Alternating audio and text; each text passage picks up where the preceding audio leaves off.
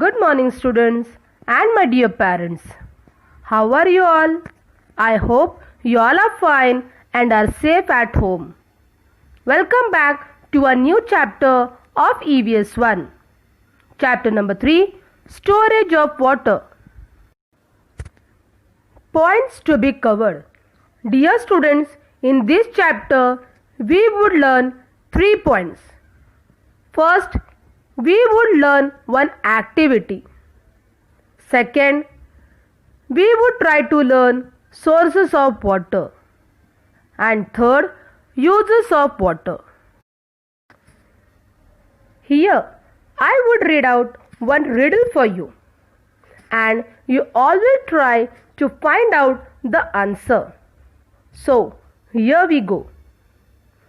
This is something you can find in a lake and in a stream. When frozen, it turns to ice. When boiled, it turns to steam. Understood the riddle? Okay, now answer me. Come on. Any guesses? Yes, very good. What is the answer? The answer is water. My dear students, in the previous standard, you all have learned that water is in 3 states. And which are those? Solid, liquid and gaseous. So, when we keep water in the freezer, its liquid state turns into ice. And when we boil the water turns into steam. Yes or no? Dear children, what do we see in this picture? A girl pouring water into the hillock. And this hillock is made up of mud and stones. We even see a girl is making use of watering can to pour water into the hillock. So, let's observe it and study how the water flows over the hillock. Let's find out the answer to the question. What happens when girl pour water over the hillock? In which direction does the water flows? The water flows in the downward direction, that is from top to bottom. How does the water flows on the steeper slopes? The water flows faster. How does it flows on the gentler slopes? The water will flow comparatively slowly on the gentler slopes. What happens when the stone cause an obstruction? The water changes the direction. Where do puddles form? Puddles are formed where small pits. What do you mean by pits? Holes. So, puddles are formed where small pits are formed. And last, when does the direction of flow change? When there is an obstruction between the flow of water, the direction change. Understood?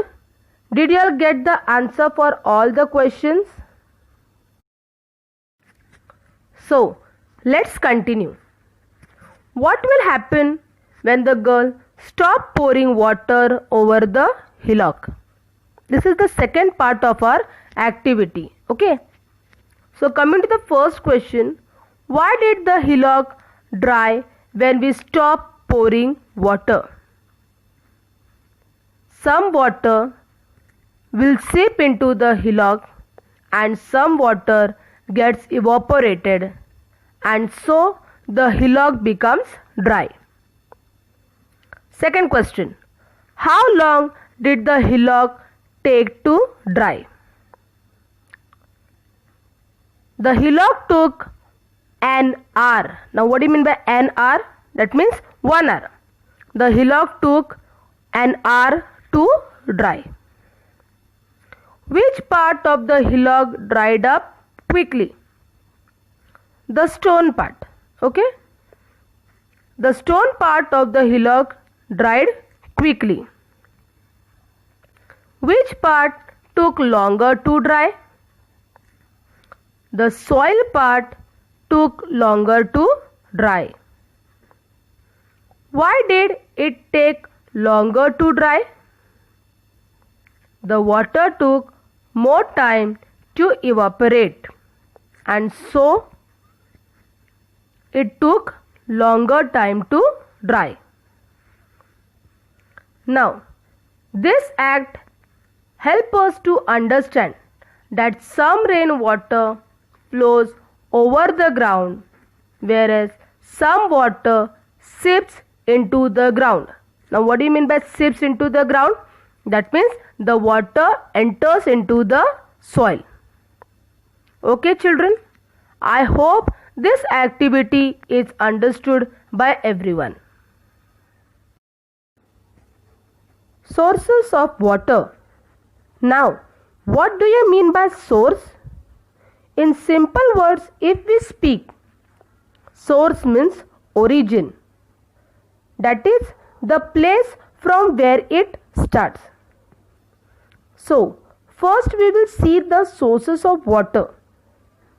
The picture itself shows us lakes, streams and rivers. But have you ever thought, where do the water in this river, lakes and stream comes from? Yes, it comes from rain. So we can say rain is the main source of water. And this rainwater lasts us for whole year. Normally, we get rain in the month from June to September. That is hardly for 3 to 4 months. Yes or no? But we use this water for remaining 8 to 9 months. In summer season, sometimes this river, lakes, stream dries up or it has very less water in it.